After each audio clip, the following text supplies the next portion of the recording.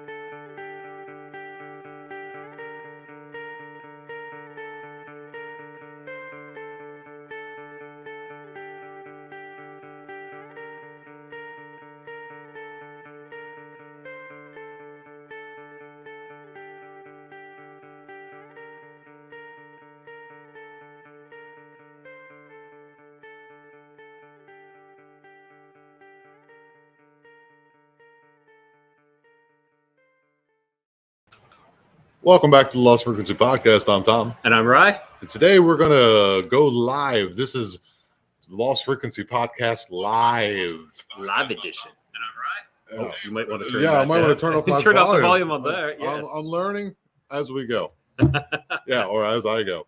We're supposed to have on Darrell. Yep. What's his last name again? Darrell Denton. My brain is fried today. I've been working in the sun. Yeah, we're supposed to have Darrell Denton on today. Hopefully he'll hop on soon. If not, you're going to be hanging out with us. And that's all right, because we got a bunch of stories, a bunch of experiences. I got a new one. You have a new one that happened today. I happened one this morning, actually, of all things. So before we go too far, make sure you guys pound that like button, hit that like button, and hit the subscribe. We're on our way to our first level of YouTube stardom, I guess you would say. So it's like we need 500, and we are like 420, 418, something like that. Yes, maybe we can get like 3 or 4 of you guys to sign up today and enjoy your favorite episode of The Lost Frequency. Yeah, and that helps us. We're giving these out for free. We're expending our hard time and our effort to make these videos, these amazing production videos, something like that.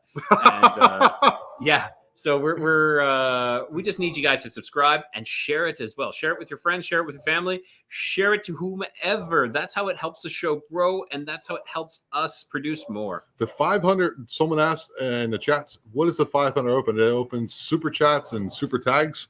I've looked into a little bit, and it kind of just kind of helps us out a little bit, makes us a little more prevalent and a little more farther up in the algorithm, as well as you could I think eventually you could actually send us a couple bucks for coffee or something like that, or whatever whatever works for that, right? A pan dulce or something. Pan dulce is something that is my kryptonite here. It's becoming mine. Yeah, it's sweet bread. It's very good. There's all these local little bakeries. In Canada, you're not going to find local bakeries. They've kind of gone to the wayside. All we got now is you have the donut shops. That's kind of what you have for those. And every now and then there is a couple bakeries, but they're kind of dying off. The only bakery you find in the States is the ones in the supermarket, and they're all just awful. Yeah.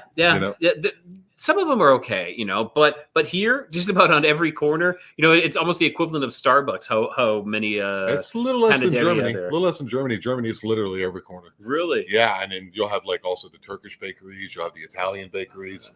But that's I got to go with the Germans. That's one thing that we're lacking here, though, is a variety of ethnic foods. Yeah, the Chinese food is definitely subpar. I'll eat it because it's something. You know what I mean? With a little soy sauce on it, I'm happy. Yeah. But there's a Thai place I think now here. What's right? Thai place. There's one Thai place, and I haven't seen him post anything recently. I've never gone. I've heard it's good. I want Indian so bad. Oh, right. I love Indian. I love curry butter chicken. Yeah. Oh, and naan. Yeah, there's a couple things. I mean, you can get Mexican food and literally fall off the balcony here. Yeah, and get yourself some Mexican food. But yeah, so the retrospective vault is saying that might be able to sell merch. Gyros. Yes, and I have been making merch, so that is something that we're going to start very soon, selling merch. That'll come soon, really soon. We just got to set up an account and then go forward from there. So let's get Darrell He on. pops on at the perfect time. Yeah. Hey, Darrell, Hi. welcome to the show. Good to see you, Tom and Ray. I never know about this internet here. Sometimes it's about 50%, sometimes it's 100. Today it's about 60. So it just Are you in your vacation area, or are you back home in Tennessee? Oh no, I don't have a vacation area. I stay here about 2 weeks out of the month with my kids, and okay. Then I go back to Tennessee. I wish I was on vacation, but So how's it been, man? How's it been? I haven't seen you in a while. Good, man. It's always an honor to be with you guys, man. You know, there's so certain few people. I've been real blessed. I've probably done well over 100 podcasts and radio shows over the last 4 or 5 years, and you two are definitely two of my favorite guys to be on with. So, well, we thanks, definitely Darrell. appreciate that. You know, it's an honor for us to have you on here as well, Darrell. Yeah. Well, I'm honored to be here. You know, I mean, it's always good to be with you. I had a good time with you when I was with you before, and I'm sure we will tonight. So, Yeah, I want to actually. I mean, not to jump the shark or anything. I know we're catching up. We haven't really chatted in a while, but I totally want to go back to the where you were out on the farm with your buddy. I can't remember his name, and the ball of light that turned into a possum. That I want to get back to. That was actually Billy Howell. Billy Howell, right? Yeah, that was down in Cheatham County, Tennessee, back in 2020. Wow, that was recent then. That is fairly recent, you know. Yeah, that was a pretty crazy year there, you know. I want to shout out to my brothers here, if you don't mind. Yeah, go for it, please man. go ahead. Introduce yourself, Darrell, and go ahead and just go promote anything you want, man. I appreciate that. Darrell Denton with Bigfoot Believers and Other Creatures, and my best brother in the world, Martin Groves, back here. I always have his stuff, you know, Beast Between the Rivers. He's got a couple of things coming out big time. He and I are in Small Town Monsters movie coming out in the spring. Wow. Together. My other brother Barton Nunnelly in Humanoids, and my new research partner that's with Barton Martin and I, Ron Moorehead. Ron Moorehead. To be with that guy. Oh wow. You got like I was gonna say a trifecta, but now you have like the quadfecta. And you also have, I mean, if you're going through Barton Nunnelly, you also have Blondes and Booze. They're also we'll tag them along. They're good. Yeah, people, but they're great. You know, and then I got Hellbent Holler back here. Jesse and Joe were very close to me. Hellbent Holler, thank the world. Oh, awesome. And then yeah, they're fantastic as well. I want to have them on the show. So do us a favor, Frequenauts, go out there and subscribe to all those channels, every one of them. Each one of the ones that Darrell just mentioned, give them some love. And I can't forget my other brother here, which thanks so much of, and that's Lyle Blackburn. He's Ghoultown. He's doing a movie right now about the Falk Monster. I'm just blessed. I got some great friends, and my new team is Barton. Of course, Martin and I have been together for a long time, but Ron Moorehead is with us now, and definitely honored to be with that guy. So absolutely, Darrell. So I know that I don't know how long ago it's been, but I know you love to go to the LBL. Is there anything new that's been happening up there? Some like updates, maybe? Well, you know, we haven't been there through the holidays, but now Barton did a thing there back on Halloween, but that's the last time we've really frequented there. We kind of have a slow period. We go through the holidays, and we're about to kick it back up again here pretty soon. It'll get wide open the rest of the year, and we'll be making a trip there at least once a month. We got some big adventures planned this year out of the LBL, but that one there is LBL is the strangest place I've ever been, and I've been into a lot of strange places. But okay, and in which way? That's a comment. Yeah. You know, that is a bold statement. Yeah, which way, Darrell? Because I know you've been around the block a time or two. Tell me why the LBL is the one where you're like. You know, when you pull in the entrance, you get a weird feeling. It's hard to explain. It's just like that. It's like you're crossing a line into a new world almost. It's very spiritual there. You know, I have spiritual feelings in me from some of my Native American family, I guess, brought it on to me. But I have a way, it seemed to be, where I find Bigfoot and they find me. Of course, Martin, you know, Groves, my best friend, almost 43 years. Yeah, Wow, he's posting. He's posting here. He's That's my Happy New age. Year, everyone. And hey, brother Darrell, that was Martin there. Yeah. Yeah, so Martin's watching. Hi, Hey, Martin. man, let me tell you what, he's the best brother I ever had, and I'm just blessed to have a friend like that. But, Yeah, I'm also glad that he got over that sickness. He went through something there a while back, didn't he?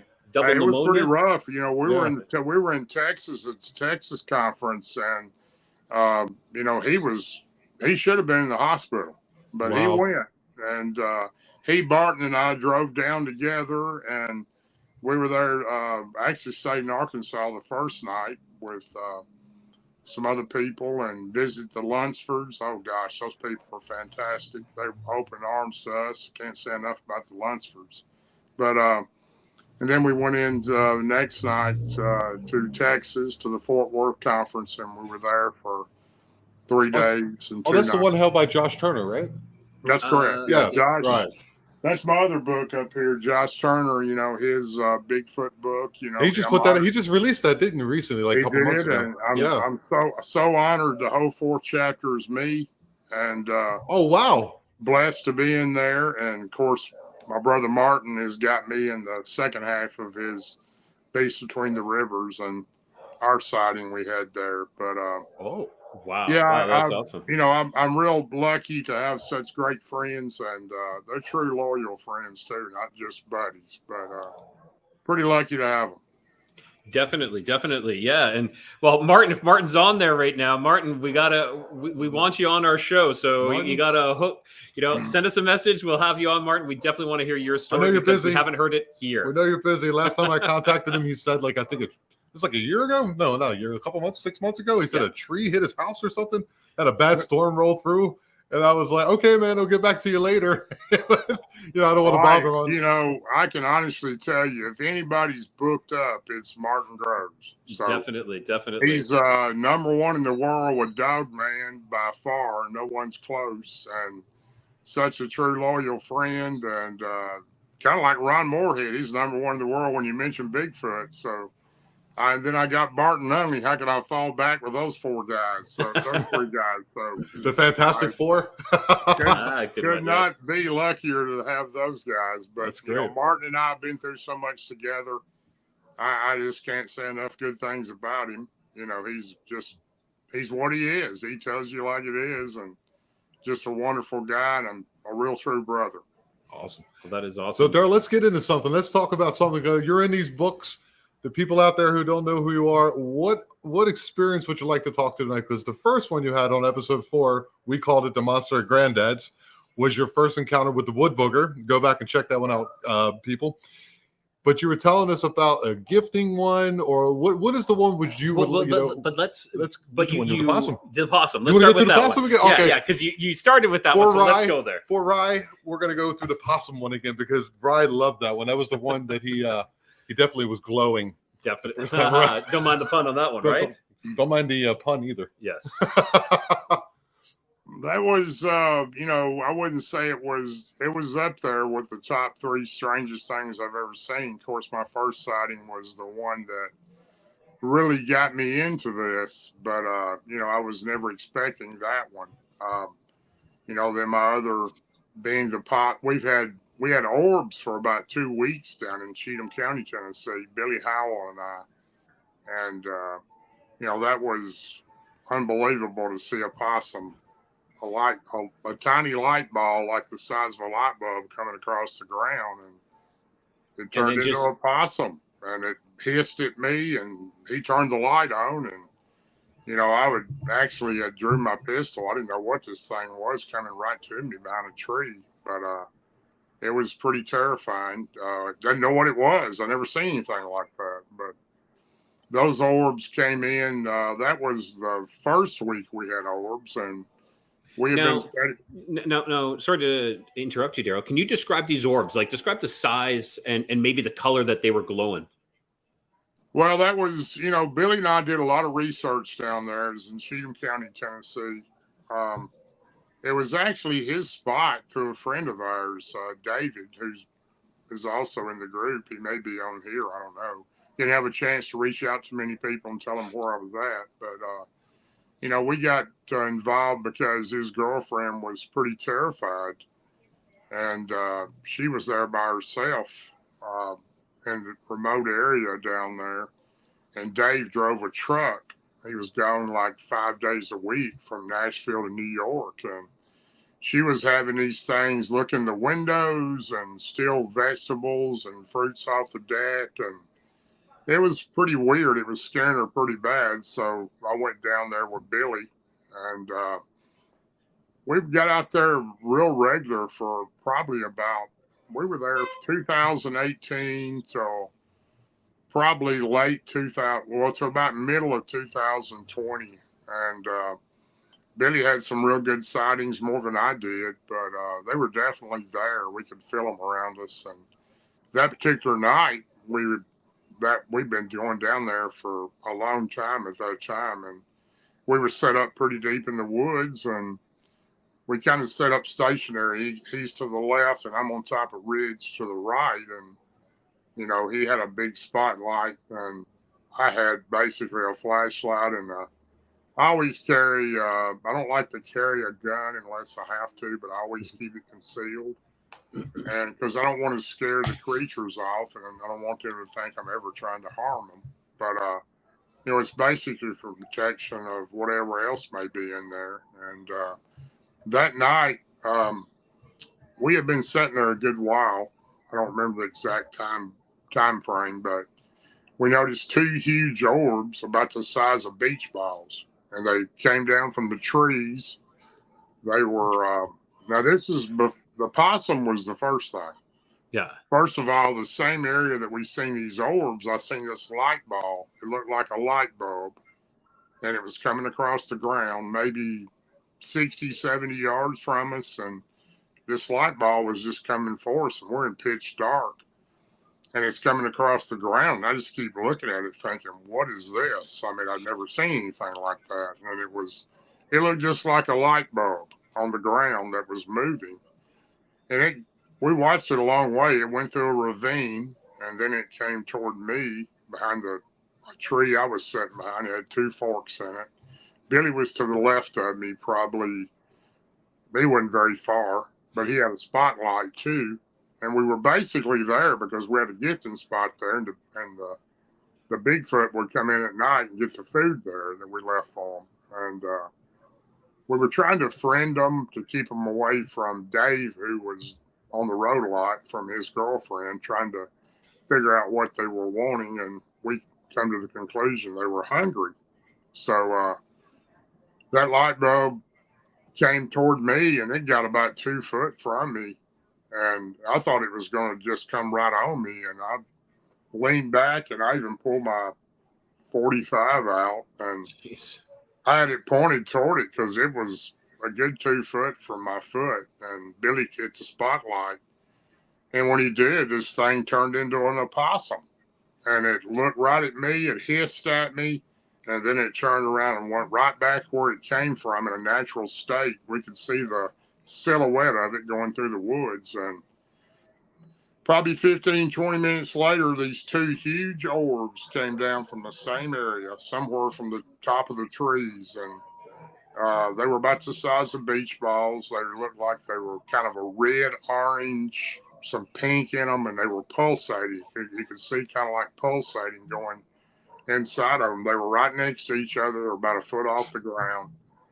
And we watched those things for a good while. And I told Billy, I said, this is really weird. We've never seen anything like that. That was like the lightest thing you could have said.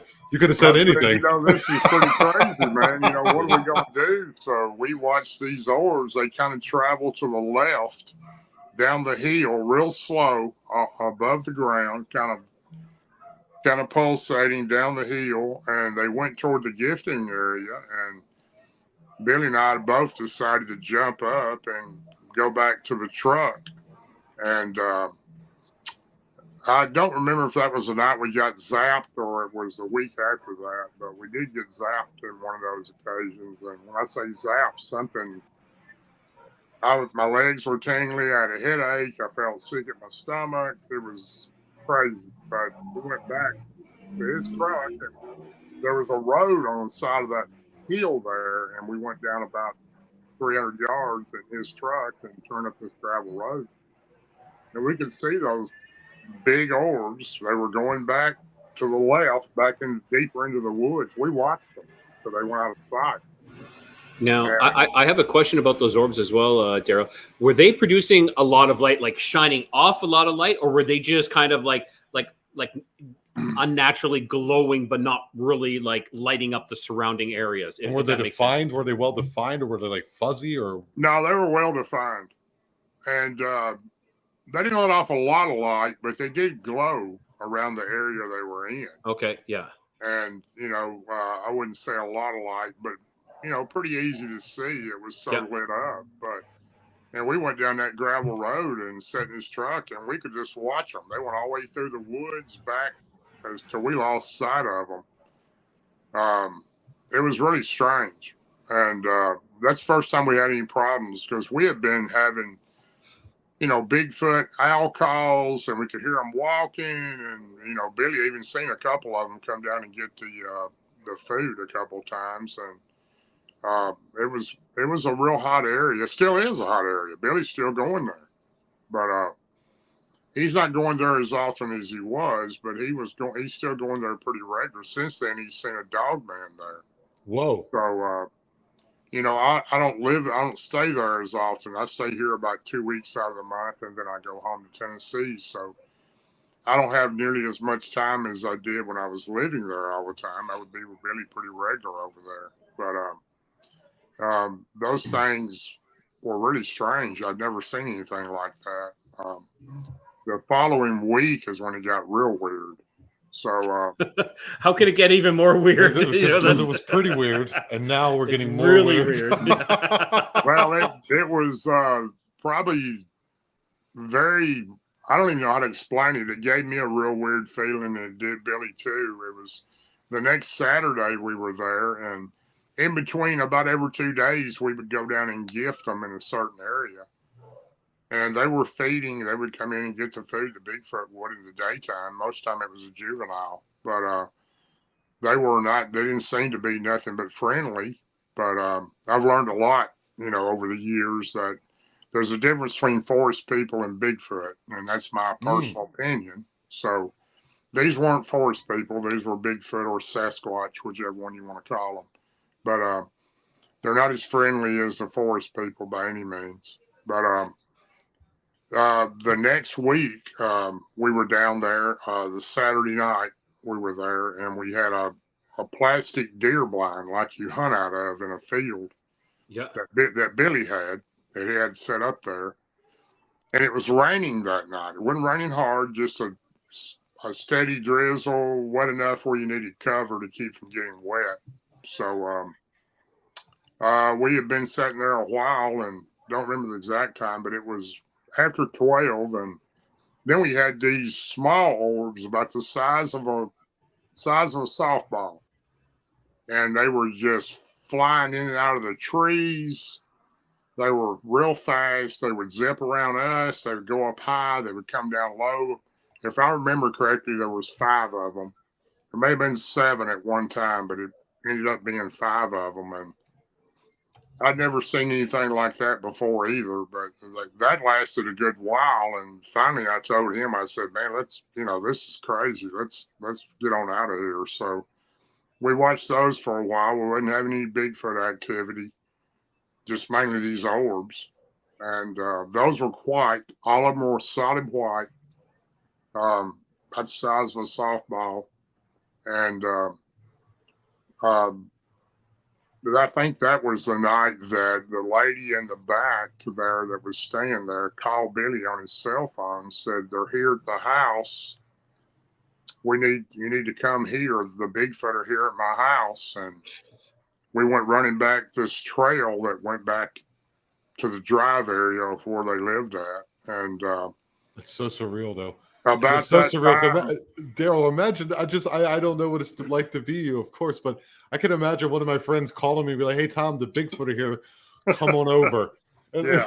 I'm like, what are you calling me for? Well, it was. He's the equivalent of the Ghostbusters, right? I guess so. He's the That's what we were there Bigfoot for, to busters. try to help out. So that's what we were trying. Yeah, to that's do. great. That's So, great. It's just I'm just trying to put myself in your shoes and just thinking like, who would call me to say, you know what I mean? Because I guess it's it's what you do or what you're interested. You know what I mean? Well, Cool. she called Billy's phone. It was ringing. He said they're at the house, and before we got to the house, all the truck alarms went off on the trucks. My truck, Billy's truck, and David had just gotten home from being on the road, and he had his big 3/4 ton Ford parked behind mine, and his alarm was going off. And I don't understand how the alarms went off, but my watch went dead that night at 12:48.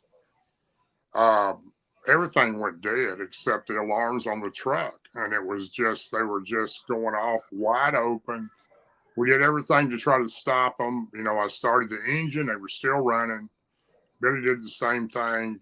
David came out, and he couldn't get his to stop. And the next day we went out there. We kind of laid down in the truck. We were feeling kind of sick that night, and we just stayed there in the vehicle thinking that, maybe we can feel a little better and go back in. But that particular night, the next morning when we got up, of course, the alarms finally went off. They run about 30 minutes and they finally just went off by themselves. But we all three got out there and pushed those trucks as hard as we could. We could never get those alarms to go back off.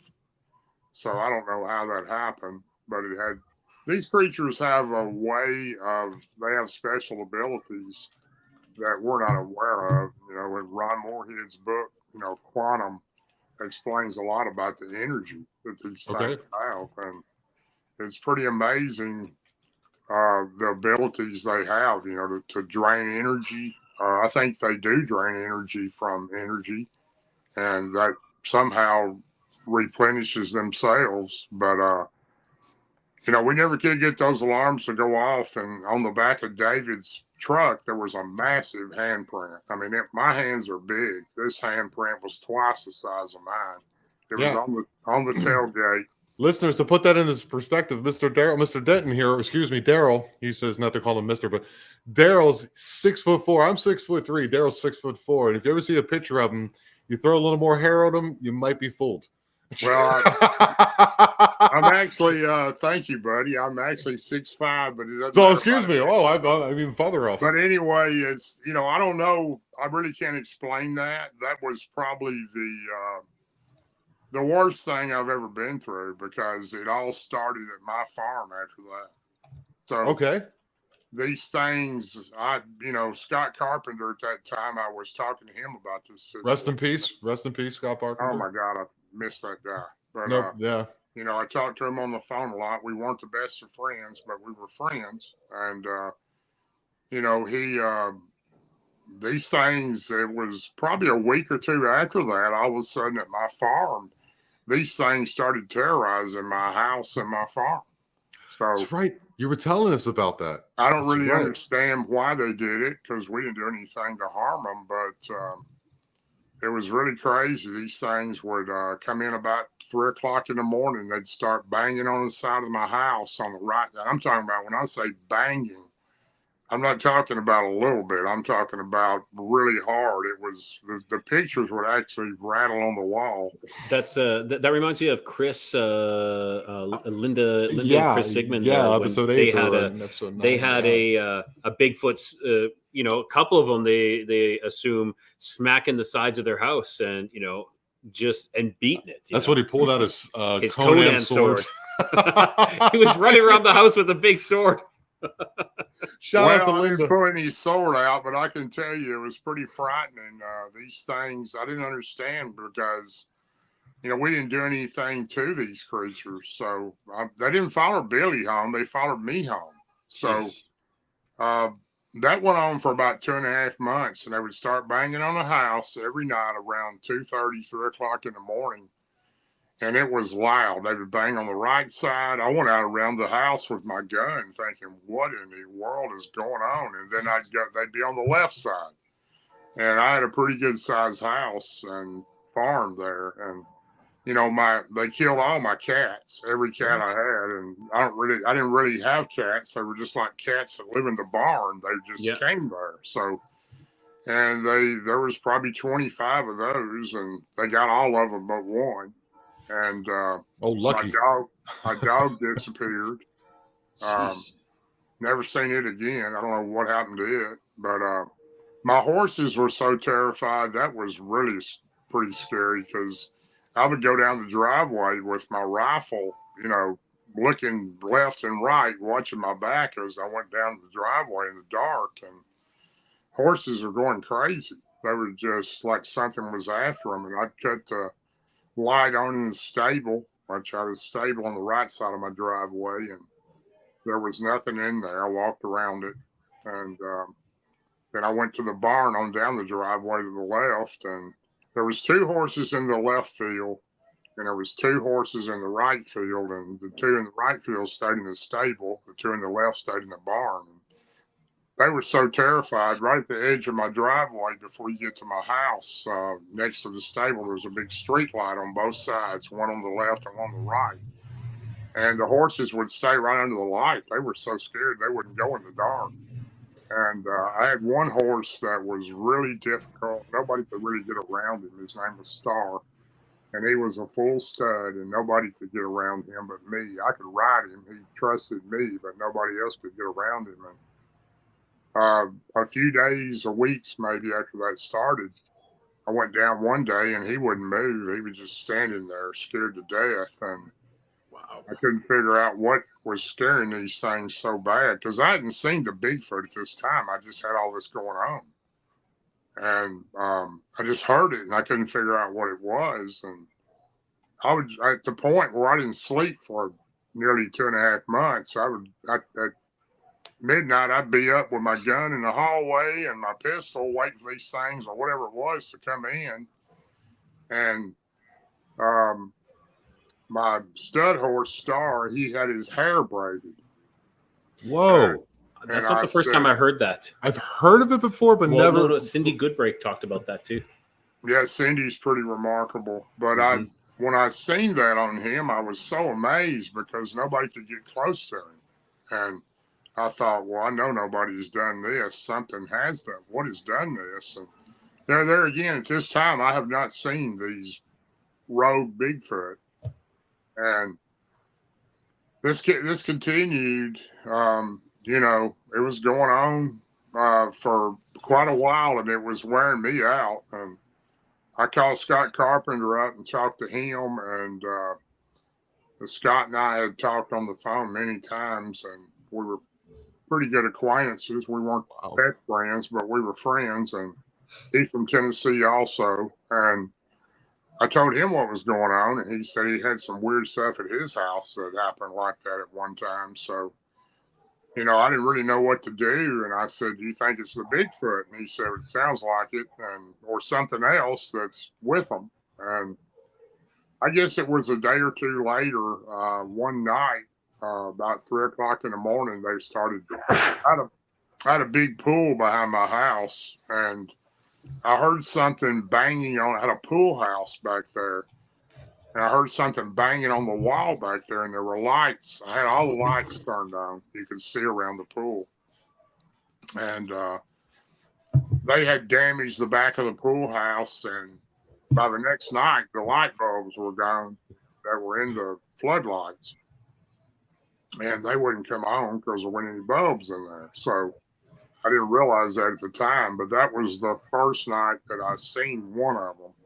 He was to the left of my house. I was on my screened-in porch on the back of the house, and he had come out of the woods, and I spotted him, and I said, well, that's what it is. It's, for some reason, these things are upset at me. So and they followed you home from the property where you saw the orbs. Am I understanding this correctly? Yeah, that's what. Well, I mean, that's the only assumption. Which you kind of surmised, yes. Okay. Which is the only thing that makes.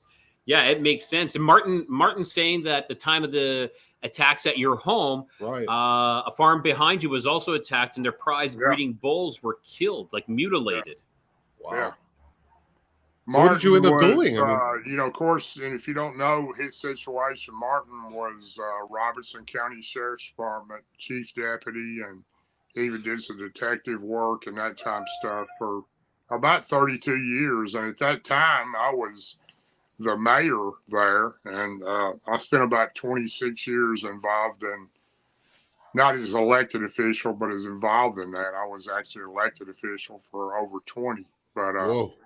he was, Martin and I were very close, and, you know, he was aware of it. And, you know, it was, I actually had an officer at that time come down my driveway in the middle of the night. I said, David Wiley, I said, if you're not busy on your shift, you don't have a call, just drive down my driveway. And now my driveway was 3,000 foot from the road to the house. It was a long paved drive. It went around to the left of my house. And he would come down at night and shine the light around, and he never seen anything, and he would turn around and go out. But Martin actually came over there one night, and of course we were close friends, and he and I talked about this. You couldn't tell anybody this. I mean, people think you were crazy. I mean, Especially being an elected official. Yes, exactly. He's, you know, he's the sheriff's department, you know, chief deputy, and here I am. You know, what are we going to tell anybody? They'll think we're all crazy. So now, Darrell, I have a question. All this happening, was this before or after Martin's experience? No, this is way after. You talking about his first experience? Yeah. Martin's first experience was in '93. Right. Yeah. And we'll let him tell that one, but yeah, we know that one. Okay, all right. My first experience was in '92, November. You know, real close to the time frame of Martin's, and he was about the only person I could talk to about this. So, you know, this went on, kept going on. It just kept happening every night, and I was getting really weirded out, thinking, what am I going to do here? These things are trying to come in my house, and they were banging on the walls and tearing up stuff. And after they killed the cats, and that happened, it was pretty frightening to think about, you know, what these things could possibly do. Because first thing, I didn't understand what I'd done to them, but I still don't know. It's only speculation, but it kept going on. And one night, it went on for about 2.5 months, from June to around the end of June till about the middle of October. This went on, and every night it would start up. And I would go around the house with a gun and couldn't see them, couldn't see anything. And one morning I was sitting on the front porch, and after I'd been up all night, and I was drinking some coffee, and I had a long porch with columns in front. It was a wood porch, and I looked out in front of the house, and I had these 3 big sycamore trees down next to my stable, and the middle sycamore tree was not as big as the other 2. And I noticed the whole top of it was broken out. And I was sitting there drinking coffee, and I'm thinking, how did that happen? We hadn't had a storm. So I walked down there, and they had broke a tree. The top, that part of the tree was probably about 6 inches in diameter. And they had snapped it off, and it was laying toward the ground. It was still attached to the tree, but it was laying on the ground. That's when I seen all the tracks around it. And I knew then that it was Bigfoot. I had no doubt. Oh, of course, then at that point. But this kept going on. I was at the point where I was ready to just, you know, get it on with them, whatever they wanted to do. I couldn't understand why they were upset. But shortly after that, one night it got real loud. They were banging on both sides of the house.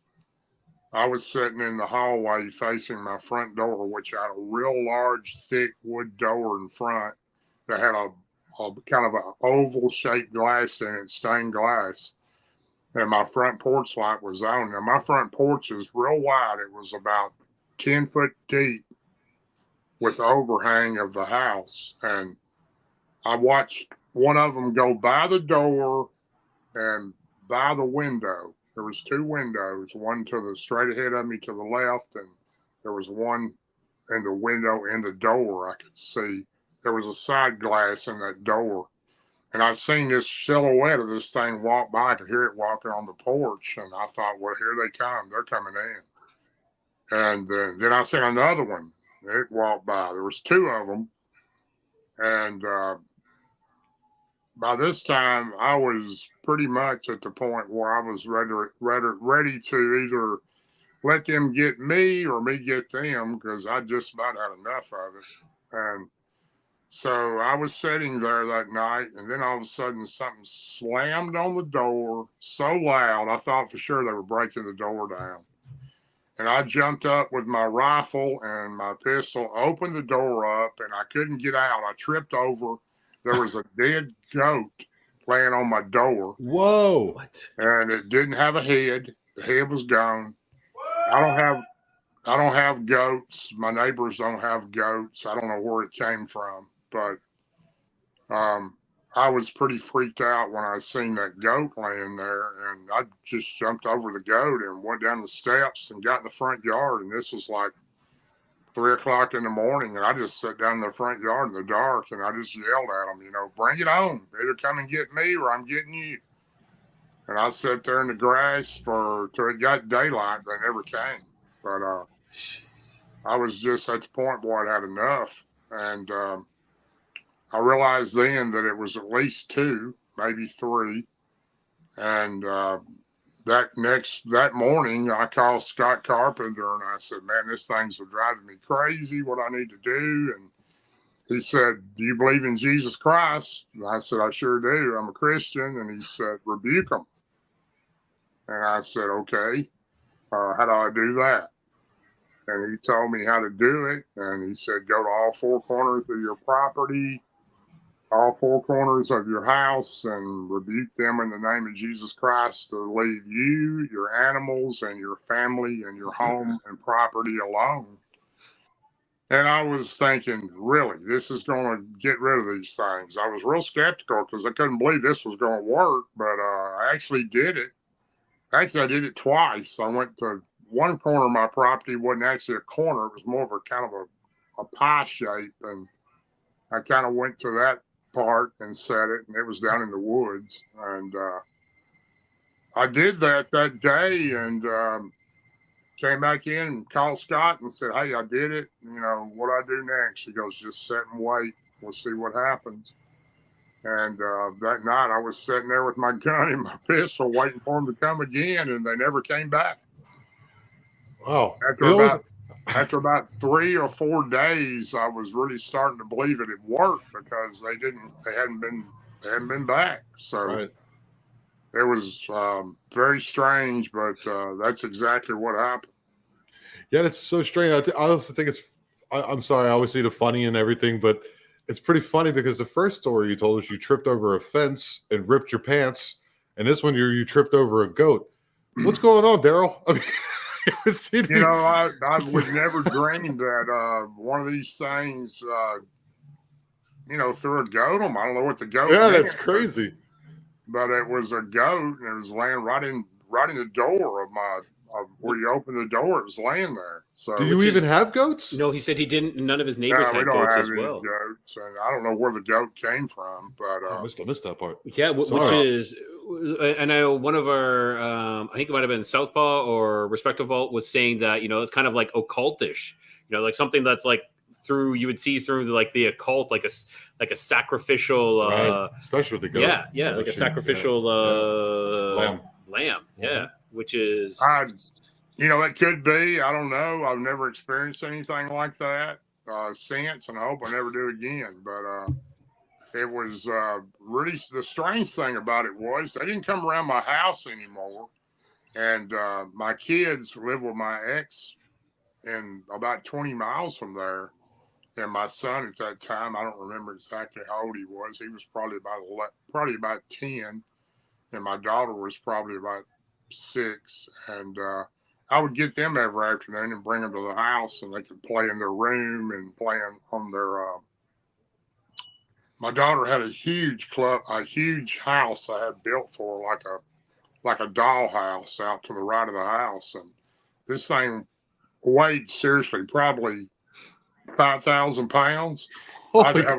I had to have a wrecker, a flatbed, bring it up to deliver it for her Christmas gift that year, the year before, and those things had turned that over, and we had gotten it back up. It wasn't on the blocks, but it was back on the ground. And my daughter, of course, I would take my kids to their mother before all this started every night, way before dark, and my son and I were in the back. I had a basketball court to the right of my house that I had poured. It was 25 by 25, and my son would like to shoot basketball, and he'd have his friends over, and they'd play on it. And we were shooting basketball. This was a couple weeks after that happened, and we're shooting basketball, and all of a sudden we hear this massive tree fall in the woods right behind us. I mean, it was a huge tree.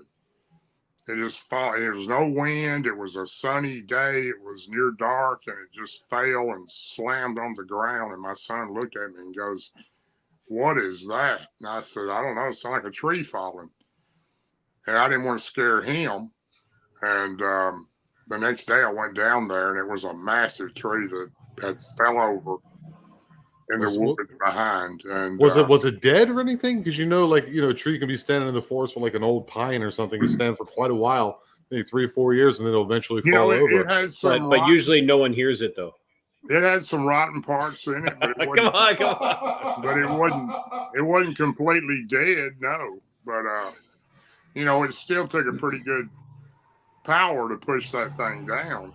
And the roots were sticking out of the ground. Oh, like a root ball. And root ball. And my son got kind of scared a little bit, and I said, "Well, let's go in." So we went in, and of course took him home. And then maybe 2 or 3 weeks later, we were down on the other side of the house where the driveway, where the garage was, and he was getting ready for baseball season. We were throwing baseball, and I had a glove on, and he did, just tossing baseball, and we heard a massive tree fall down there. And he said, "What was that, Dad?" And I said, "Sound like a tree again." He goes, "Well, that's 2 of them we've heard. I don't know. That's strange." And I said, "Yeah, it's a little strange. Why 2 trees?" It's quite a step up from a tree knocker or whatever. Was that what they call it? That's quite a difference. I have a question, Darrell. Now, was that still within your property limits, or was that on the outside of your property limits? Well, it was actually in the woods in my property, but these things were still there, but they didn't come inside the boundary of my home and my farm. They were because I was wondering, like, where you set that boundary, where you set that intention up. Was it in the woods? Like, was it past that, or like, so they were kind of like on the outside border of that now? It was actually a little bit inside of that, but it wasn't inside the area of my home or where they played at. It was in the woods. But, but it was very strange how those 2 trees fell like that.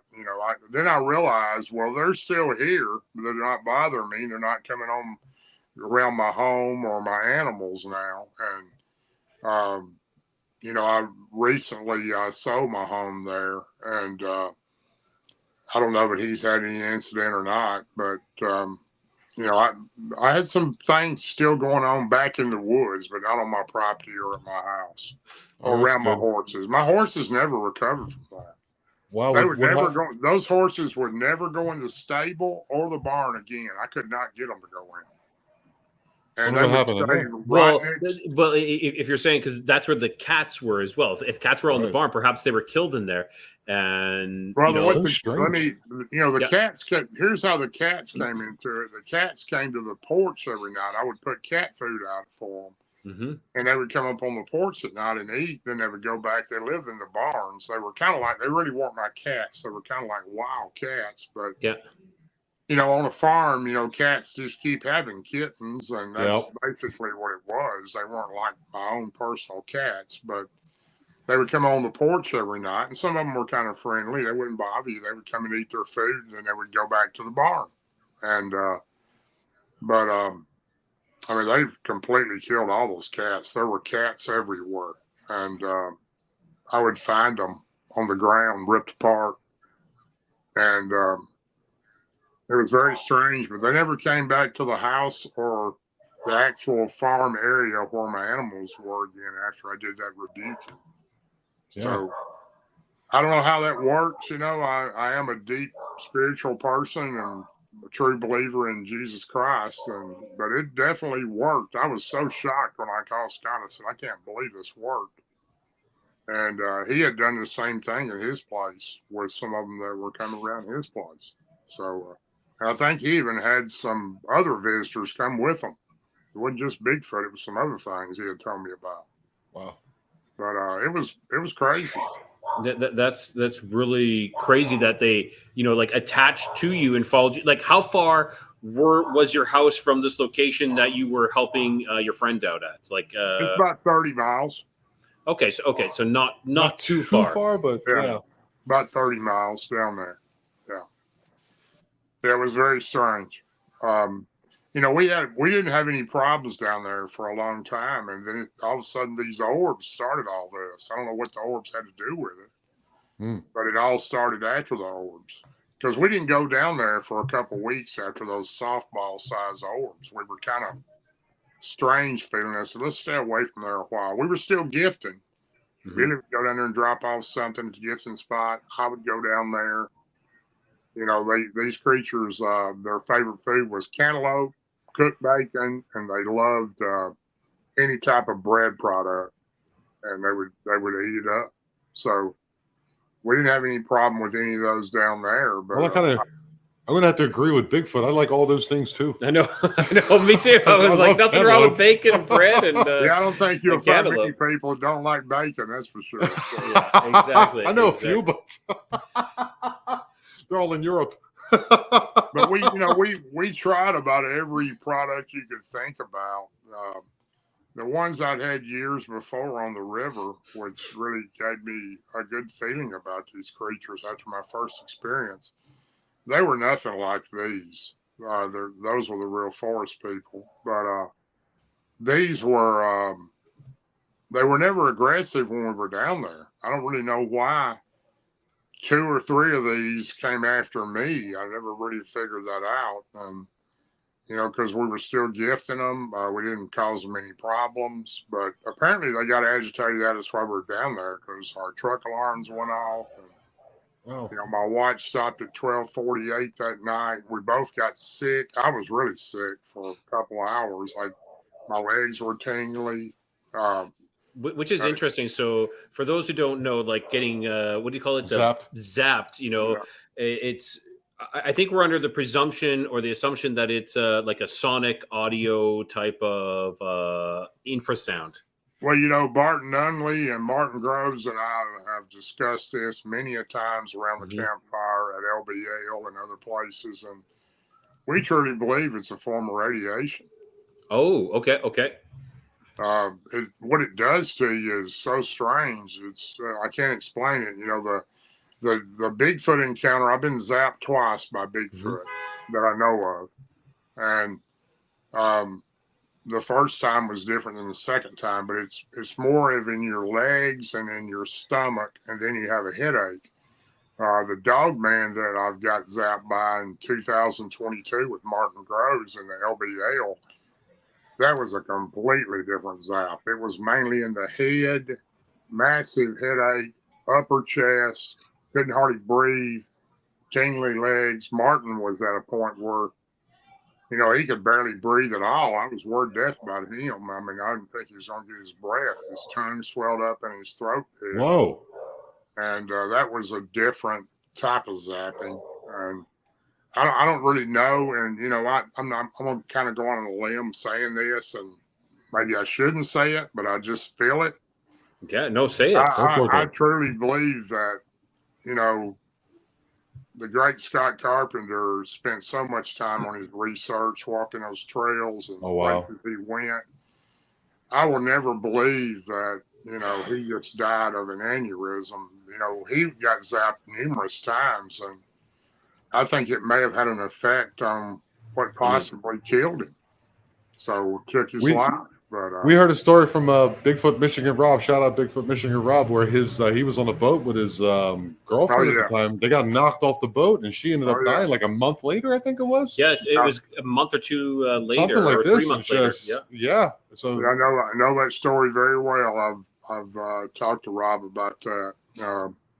very strange. Thought it was a more different creature than he'd ever seen. It didn't look as much like a Bigfoot as it did some type of cross between a Bigfoot and something else. Like some sort of demon, like some sort, like I think we called it a demon on the shore. Is kind of what we called that episode. He described it as like somebody on the spectrum mentally is what he. I don't know how you would say that. And then he said how the correctly today, the mouth unhinged, like the mouth like opened up like this. Yeah, some craziness. Yeah, so go check out Bigfoot Mission Rob and give him a sub too while you're at it. You know, BMR is a great guy. Think a lot of I've been on his show a few times, and him and Jessica Jones he's just a great guy. Yes. I think everybody experiences different things with these creatures, and I really can't explain why, but I don't know that we'll ever know exactly. I mean, all the years I've spent researching and been deep in the woods by myself or with my team, we've had strange things happen, but some of it you just can't understand. No doubt these things can go interdimensional. The one that the Dogman that Martin Groves and I seen in 2022, that was the second Dogman I'd seen. I'd seen one a year before in Tazewell, Virginia. It was nothing like that one. The one he and I seen was probably it's just hard to believe what we did see.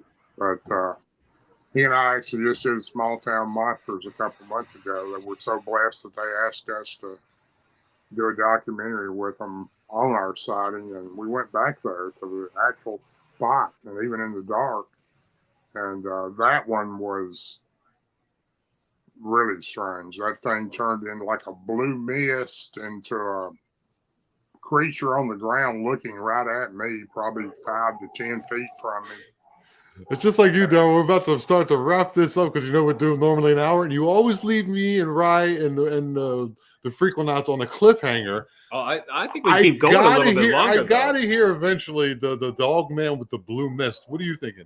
Yeah, for sure. Sure. I don't know if you have time for that now, Darrell, or do you want to come back later? You guys are, sure. Yes. Yeah, I'm good. Yeah, I mean, if it's okay with Mr. Groves. Well, Martin and I are close, and he don't mind me talking about. All right, let's hear that. His book, Beast Between the Rivers, here, the one I got back here, the Tale of Death.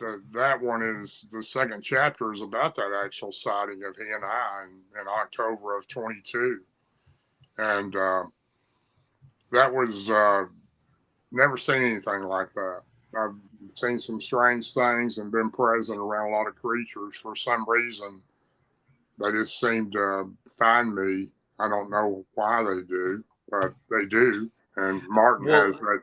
I feel though, like once you've had contact, it's kind of like your perception is much more open to seeing them, but they're also maybe almost like a magnetism are now attracted to you. Like it's kind of drawn to you. Well, I definitely think there's something to that. I don't really know what it is. And I even talked to, like I said, Barton and Martin and Ron Moorehead and I talked about this in October in our cabin at LBL. And, Ron's such a master of knowledge. He has so many, the guy's just incredible the way he thinks. And he's had a lot of experiences too. But, the quantum part of it has a lot to do with this, where the transformation of the energy comes abound in these creatures, and they have a way of doing things that we're not accustomed to. We grow up thinking there's, what we hear about a monster is just a myth, and we're not. Your mind doesn't wrap around that, because you're taught to believe there's not any monsters. It's just a myth. But they are real, and I'm sure there's a lot more different things out there. But I know, my occurrences with the Dogman and the Bigfoot, there's a lot of other things I hear about, but I haven't seen any of them. But I know that these Dogmen are the two that I seen. One was completely different than the other. Okay. The one I've seen in 2021, I've seen it after I stayed there almost 3 weeks. A farmer there had his goats killed, and he wanted me to look and see what I thought it was. And when I walked around the pen, the goats were already gone. I didn't get to view them. I wish I had them, but I didn't. And you could see the tracks, and I knew right away what it was when I'd seen the tracks. It wasn't a Bigfoot. So, and after about 3 weeks of that one, it took me a long time, and I was about to give up on it because I'd never seen anything. But that thing galloped across a field. I mean, like a horse galloping, not running like a regular dog. And it wasn't a massive creature, but when it ran across from one corner of the field to down to where my truck was sitting on a hillside, watching this thing with binoculars, I was probably 100 yards when it started. When it got closer to me, I was probably 50 yards. And that particular one, when it stood up on 2 legs and it stepped over a fence, a barbed wire fence, that was the first Dogman I'd seen. It looked just like a German Shepherd in the head. The German Shepherd head, it was black, except the head was a lot larger than a German Shepherd. It didn't look nearly nothing. It looked absolutely nothing like what Martin and I had seen in the LBL. So it was a totally different creature than what we seen. I truly believe that one was flesh and blood. The one we seen in the LBL was, I don't know what it was, but it went from a kind of a bluish colored mist, and it was on all fours looking right at me. Like I said, anywhere from 5 to 10 foot from me. I was really close to it. Whoa. The 5 to 10 was, foot. The head was the size, about half the size of Martin's truck window. It was a massive head. It had mane like a lion. The eyes looked like tiny flashlights. They were completely clear and they were real deep. And it got up. It was laying down in like a cat ready to jump on a mouse. It was laying down like it was ready to pounce on something when it was looking at me. I looked over at Martin. I'm looking right at it. And I said, "Man, and he looked at me and goes, I already see it." And this thing gets up. It walks behind the truck. Well, it don't walk. We're in his truck and we're driving like 1 mile an hour in the middle of nowhere in the LBL. And just barely going. We had just stopped to have a snack. And when we turned on this road, this is in the same area that he had his encounter back in '93. And this thing, Martin's looking back in his rearview mirror and it goes behind the truck. It doesn't run. It kind of like glides across the road. It makes kind of a right turn. It goes across a field and then it goes up a hillside. And you can hear it breaking large limbs and branches as it's going up through there. And I'm looking over at him. I said, "Martin, you okay?" And he goes, "I can't breathe. I can't breathe." And I said, "Well, we need to get out of here, man. Let me drive." And he goes, "No, I'm okay." He said, "Let me get out of here." And he was really struggling. His tongue had swelled up. His throat had closed together. He could barely breathe. And I was worried about him. I was zapped myself, but it was mainly in my legs and my upper chest and a headache, but nothing like what he was experiencing. And we got on out of there and we finally got back to an area where there were some lights and we got him out, and I wanted to take him to the hospital because I thought he was going to pass out for not being able to breathe. But wow, that was definitely it almost looked like a cartoon. That's how weird it was. You could see through this thing as it walked. You could see it, but you could see through it. And I don't know. I never seen anything like that. And if I hadn't seen it, I wouldn't believe it. But very strange. Scared us to death. Mainly scared because I was afraid he wasn't going to make it out of that. But, wow. But that's the one we seen at LBL, and we went back there in October. Darrell, I got a question. Did by any chance did Martin say that this one that you both seen together reminded him of the one he seen back in '93? He and I have talked about that. It didn't look very much like the one he had seen to the left of him when it came up on him when he fired his revolver at it. No, it didn't look like that one. But it was definitely nothing like he and I had ever seen. It was. Wow. as strange as it sounds, it looked like almost like a cartoon figure, but it was real at the same time because you could see through it. And I can't explain it really, you know. It was, when I say flesh and blood, the first one I seen looked more flesh and blood than this one did. This one looked almost like interdimensional, but it may have been coming out like it was stuck between two worlds at the same time. Like it was. I think that's kind of like the blue mist we seen at first, right? Around that makes sense. But it was huge, and the mane was like a line hanging down underneath its neck. It was just crazy looking. The eyes were so deep, like a clear flashlight, and it was looking right at us like it was just grinning almost, like just, you know, what are you going to do? That was the way I felt it was looking at me. So it could have killed us. I mean, if it wanted to, because there was nothing we could have done back where we were at. But for some reason, it decided to go back behind the truck and cross the field up the hillside. And, you know, we've been in that area quite a few times over the years, and I'm sure we'll be back there again pretty soon. But wow. I don't really know what to make of that except what we've seen. It was probably the strangest thing. I know it was. I never seen anything like that. But other than a possum coming out of an orb, too, that's pretty strange, too. You know what? If you're saying that's the strangest thing, you know, that's setting, you know, that's setting a high quite standard. A bar. There. I mean, the strangest thing I ever seen was like, I think Axl Rose sing with Elton John for Freddie Mercury concert. I thought that was pretty strange at the time, but that's I tell you what, this was nothing like Elton John, so that's for sure. But, you know, I would like to heard a little Yellow Brick Road at that time. I'd have probably been okay, but at that particular time, we were just scared to death. Really, we didn't know. I can't even imagine. You've seen one that's more fleshed out, but why do you think these are more prevalent? Because there seems to be like more of an occurrence happening with these dogmen. We had Bettina Moss on, hers with the blue eyes, and then this one with the ones where they seem to be so many different shapes and forms. What do you think these are, Darrell? What is your feeling? Well, I mean, my personal opinion, I truly believe that this probably sounds really far-fetched, but I believe that some of these are flesh and blood. I don't know where they came from.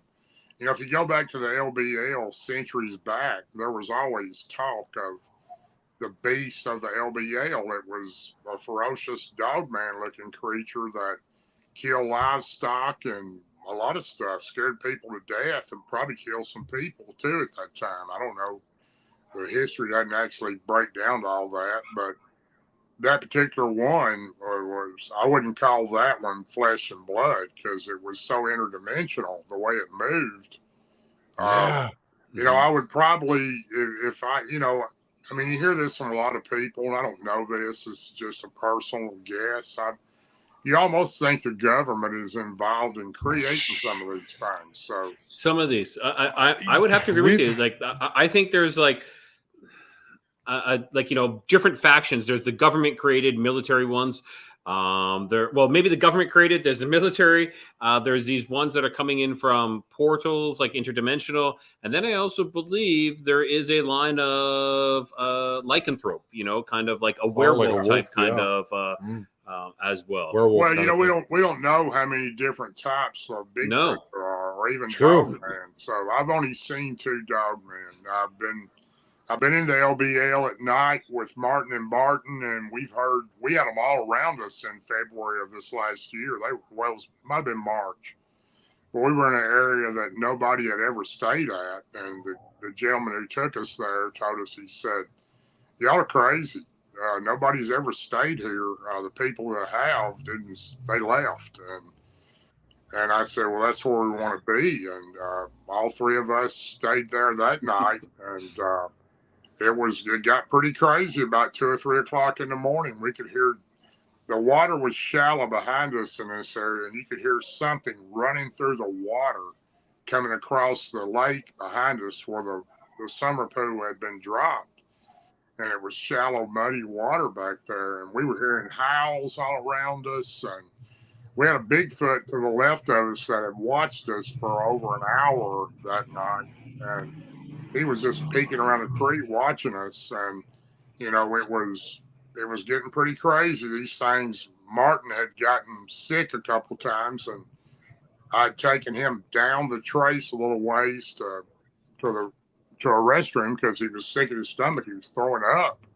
And while he was down there, we had all kinds of crazy stuff, and we're in the dark, and I had the truck lights shining on the restroom area, and something was throwing sticks and rocks on top of the building while he was in there, and I'm standing there with a flashlight waiting for him to come out. And I said, "Man, you need to come on out. It's getting crazy out here." And he came out. We went back, and then it got real crazy. You know, Barton. So I really picked up on what you said. You said we stayed there overnight. You never said we slept there overnight. I think that's you're not going to sleep in that kind of area. Exactly. What draws you? Because I've never experienced these things like someone like an average person who's watching this right now. With it being as scary as you're describing, what is the allure for you? Why do you keep going back?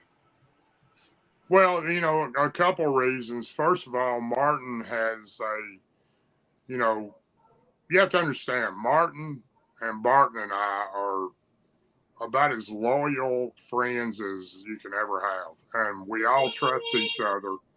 You know, the biggest thing that doesn't scare me as bad, a lot of people think this is crazy, but I have Jesus Christ with me. And I do know that these creatures know who Jesus Christ is. True. And they are terrified when you mention that, when you bring up that name. That particular night, Martin was laying back in his vehicle right next to us. Barton Nunnelly and I around a campfire, and we're hearing these creatures coming, and they're howling and barking and everything else. And I said, "Buddy, you ready?" He says, "I'm ready." He said, "I got my sword." And I said, "Well, I'm ready too." And we thought they were coming in. And, I got Martin behind me, and he gets up out of the truck, walks straight into the woods right past us and right past the fire. And I said, "Man, don't go in those woods by yourself. Don't go. I'll go with you." He goes into the woods and he starts chanting. I don't know what he was chanting, but he chanted several things. And, he has a special presence with these creatures somehow. I seem to have it with Bigfoot. He has it with Dogman. But he went in the woods, started chanting something, and I could see the backside of him, but I couldn't hear exactly what he was saying. And about that time, my phone rang. And this is crazy because I can't pick anything up in the LBL, but it was a friend of mine, Beth Collinsworth, calling, and she said, "Hey, you got Dogman and you got a feral man around you. They're all around you. Y'all better get out of there." And I said, and Beth is one of those kind of people that can pick up on this kind of stuff. Okay. Feels this kind of stuff. And I said, "Well, Beth, can't believe my phone's even working. I can't get a signal. I can't call anybody." She goes, "Well, I'm telling you, y'all need to get out of there because there's a feral man and a bunch of dog men, and they're coming in on you." And that's when Martin went straight into the woods. He started chanting. He comes back. He gets back in the truck, and I'm talking about it completely stopped. There was no howls, nothing else, quiet the rest of the night. And Barton and I sitting there looking at each other thinking, what in the world did he do? And I yelled back at him, "Are you all right, Bubba?" Because I called Martin Bubba, and he said, "Yeah, I'm fine." I said, "What'd you do?" He said, "Don't worry about it." And I don't know how to explain it, but that's what happened. So they were about to come in on us, I have no doubt. I remember 3 of us that witnessed it, and you could hear them. The Bigfoot left, the one on the hill that was looking at us. He left before all that started happening. But we seem to have a lot of strange things happen when we're together. So you're, I guess you're basically telling me, to say the least. Yeah, I guess what you're basically telling me is that it's like somehow you feel a connection with the animals or these creatures or entities, whatever they may be, as you feel with them or as they do with you. And there's some type of like, I have to see what this is in within you, even though it might be a little frightening, or what? This sorry, before you go answer that, this is exactly what I thought Martin was doing. Martin said, he says, I rebuked them, commanded them in the name of Jesus Christ, our Lord and Master. That's actually what I was thinking that he was doing. Oh, so he was rebuking them to get away from them. That's what he did. Oh, okay. He's told me that since then. But Martin has a very special way with these creatures. So, it's pretty much of a blessing to have, him with that ability. We're truly, I don't know how to even put it. Barton Nunnelly, he pretty much feels like, these creatures aren't going to bother him. But he didn't have the feeling that Martin and I have about them. I truly believe that most of the Bigfoot are friendly. Most of them don't want to be bothered. They don't like humans. They just want to be left alone. The Dogman's a different story. Yeah. I think they're out to kill you. I think they would kill you, and they don't mind killing you. So I don't know. There's, Martin Groves has spent so much time in the LBL over the last 30 years. Nobody has racked up the calendar hours he has interviewing people. People's been attacked. So-called many people that are missing. It's pretty much become our area to research because our main goal is to keep innocent people from being killed there. We're trying to figure out some way possible to either rid these things or have them understand that, humans are not there looking for them. So why harm them? So, it's pretty much become a quest for Martin. We every time we go back. Sometimes I'll ask him, brother, why are we going back again? Just, it's what he wants to do, and whatever he does, I'm with him.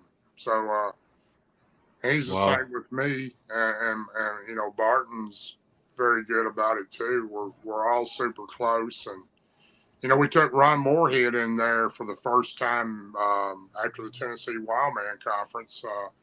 Ron and I have become real close the last couple of years, and known Ron almost as long as I can remember. He's just unbelievable human being. So he said, hey, I want to go in with you. Actually, his daughter had contacted me earlier in the year. She goes, Darrell, do you think you could take my dad into there with you and maybe see a Dogman? He wants to see one. So, we had went in there and stayed, I think we stayed 3 nights, and we had a cabin out in a certain area. And it was so crazy that night. It was just unbelievable. Barton Nunnelly was actually interviewing me next to the campfire about one of my sightings. And we had Bigfoot behind us. They were breaking limbs, making chatter. You could actually listen to the video and hear them that he made of me. And I told him, I said, there's Bigfoot all around us, Barton. And Barton goes, wow, I can't believe it.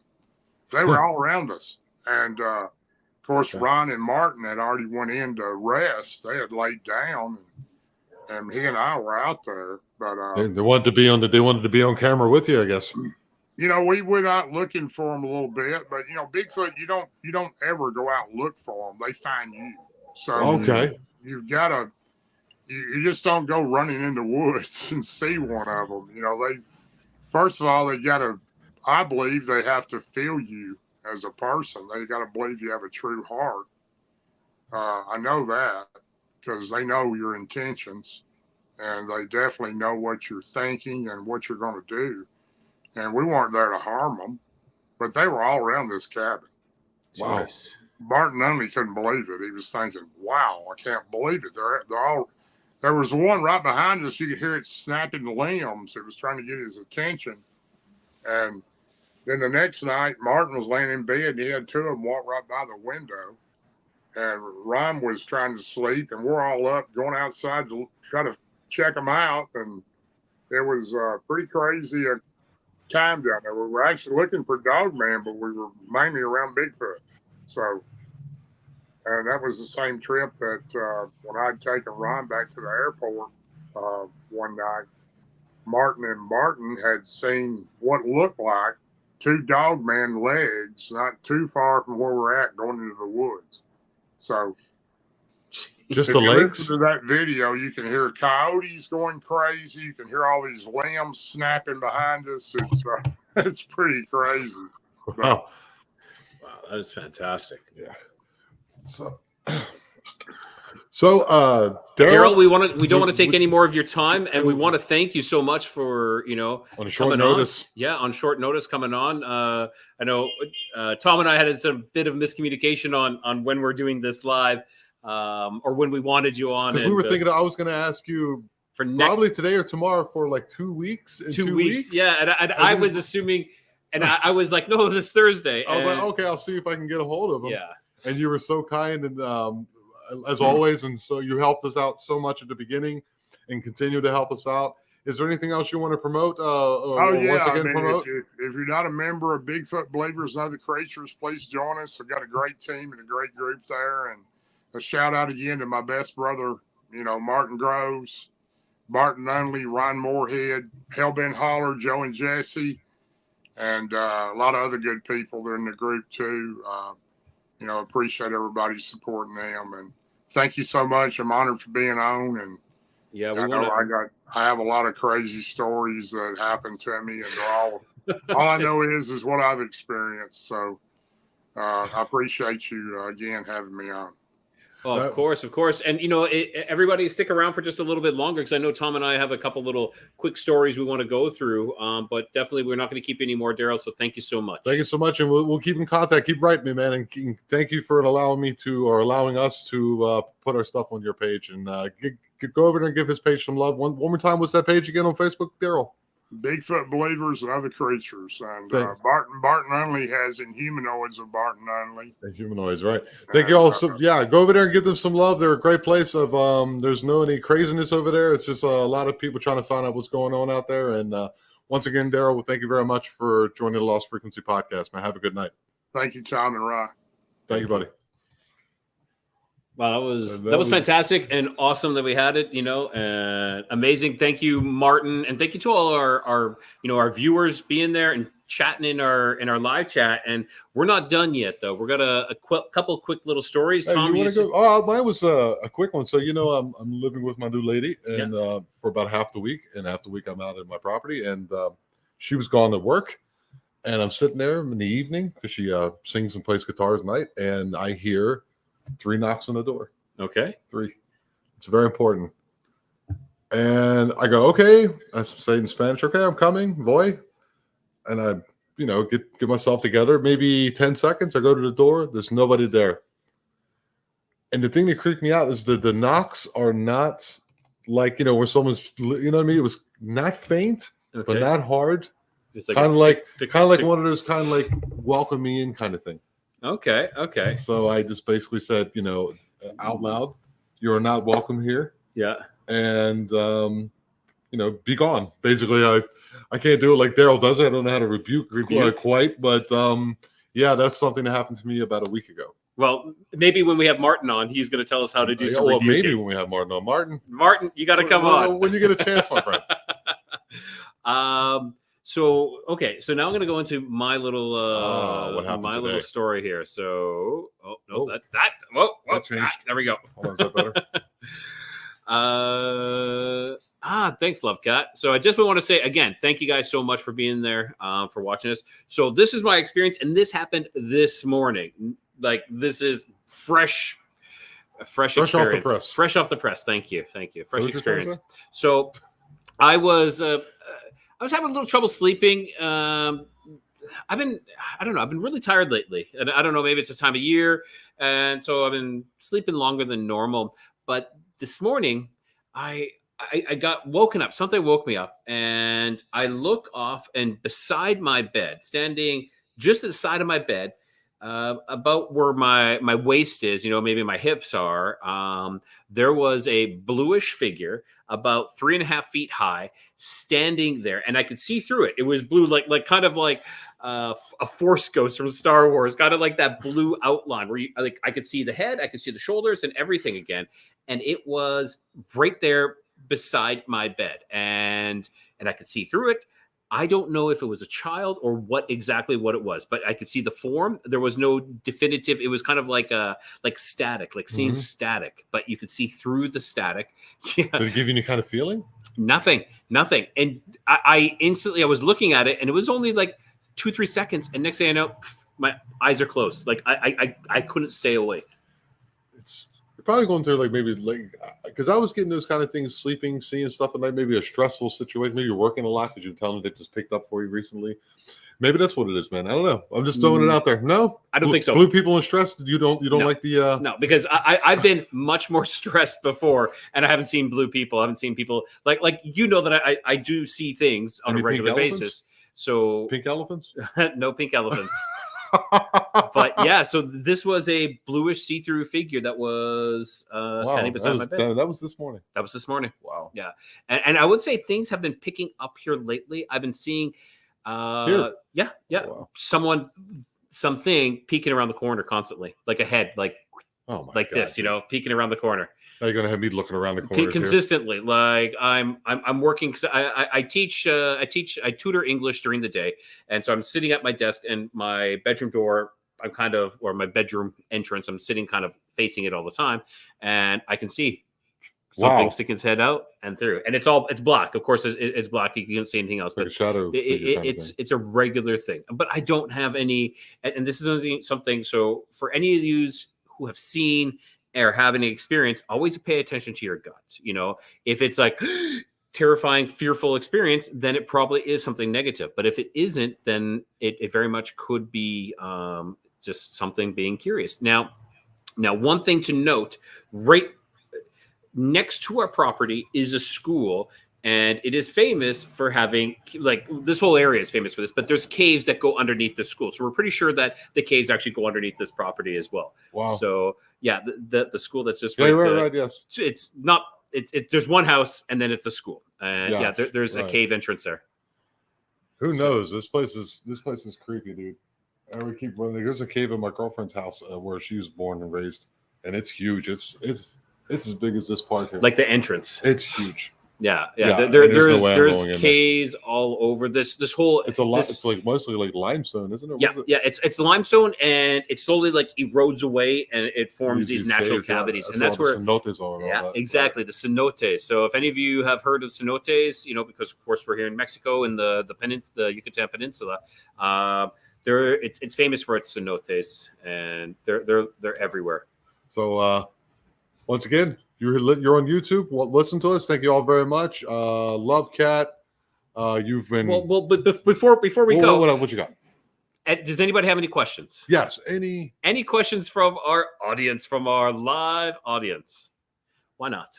Sure. I mean, we can. I don't know how we're going to wait for a question, but we'll see. Love Cat, you've been giving us a lot of love. And Southpaw and Retrospect Vault, Martin Groves, and everyone. Yes. Anybody? Any questions before we sign out for the evening? My favorite color, my shoe size. When our next episode is dropping, of course, every Thursday and Sunday for the videos. So in the future, if you ever want to, if you have questions towards the end, we'll put them to the side. I'll mark them down, and we'll answer them at the end. We'll do it that way. How's that sound? Next live, when? Well, for sure, we're going to have it on the 16th. January 16th will be our next live. Let me double check on that, but I believe that is it. It's on a Tuesday. Yeah, Tuesday, January 16th. We'll make sure we're before Paranormal Roundtable because we don't want to cut into their action. Also, speaking of Paranormal Roundtable, I'm talking with Josh. Josh is going to be coming on to our show. I think, we'll be interviewing. Maybe we'll do it for a live, probably in February sometime. But, of course, we always pre-record our episodes. So we record them, and it's about a month and a half later they drop. So if we do a pre-recorded episode, we'll be interviewing him in February. So that means mid-April, we'll be having that. And we're going to be doing more lives, too, guys, because it was a lot of fun. Yeah. Lives are fantastic. This was like our first this was our first live. first podcast live, because we had something before we were doing the Frequenauts live, and we might keep that going a little bit, but this live interview style was really fun. It's fantastic. And because we're like interviewing, so there's a lot of things. Like Rye's doing one part, he's over there like, highlighting the great comments, and I'm commenting on the comments, keeping the interview going, looking at each other. There's like a lot of plates spinning, but I really enjoyed it. Yeah, so let us know, and if there's anybody that you guys want to see us interview. Or any former guests that you've heard. Yeah. We can probably get him back on. Coming up next Thursday, actually, our episode that's dropping is Juan from 101 Podcast. That was a big one, big esoteric, occult kind of thing. Coming up also in the future, we're going to have Sean Hibbler. We had him on. Oh, yeah. If you don't know who Sean Hibbler is, he has a lot of documentaries where he's talking about something flat. But we don't really delve too much into that. We delve into it's more into Tartaria and lost hidden. You also seen we just had recently last week. The video is out. We had Graham from Grimerica on. Go and check out Graham, the Grimerica podcast. Hello, Darren Grimes. How are you? And so we're gonna keep pumping out this great content, and we're gonna try to make these live interviews a regular thing. And we appreciate it very much. One last thing, like and subscribe. Yeah. Don't forget to tell your friends. Remember the Lost Frequency Podcast at gmail.com. Don't close it up yet. Don't close the door yet. Yeah, and Lovecat, like you said, you guys deserve a much bigger following. We thank you for that. And how we do that is by you guys sharing these episodes with your friends and liking this show. It helps us bump us up in the algos. All right, make sure you get it on the screen we need to be on, because we're going to have to go out to the end here, right? Oh, yeah. Thank you. Yes, and, we love each and every one of you. And please come back. And remember, you're listening to the Lost Frequency Podcast, where we bring the periphery into focus. And tell me what you think about the outro. Yeah. Here we go. I made it myself. We close with good night, good luck, and God bless all of you on the good earth.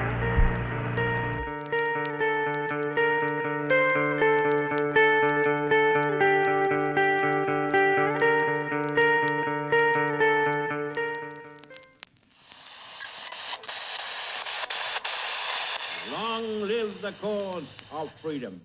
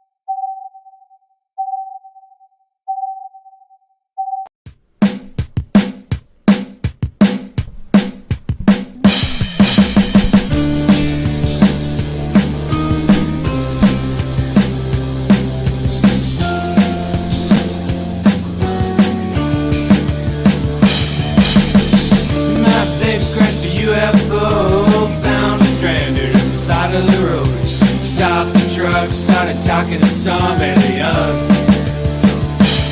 Said I'm the best mechanic this side of the Rockies. If I can get your bird in the air, you gotta swear to let me try for a while. Ooh, she was a crazy dancer, a goddamn I can't believe our reality won't collapse if we can find your hands. It wasn't long before the saucer hummed, and I knew straight away this was gonna be fun. We decided to race along Highway Pass, with me in the truck and her in the air, and the moon to the left like a roadside flare, illuminating the valley we call paradise. Ooh, she was a crazy dancer, goddamn I can't spin any faster. Reality won't collapse so we can find your hands. Ooh, she was a crazy dancer, goddamn I can't spin any faster. Reality won't collapse so we can find your hands.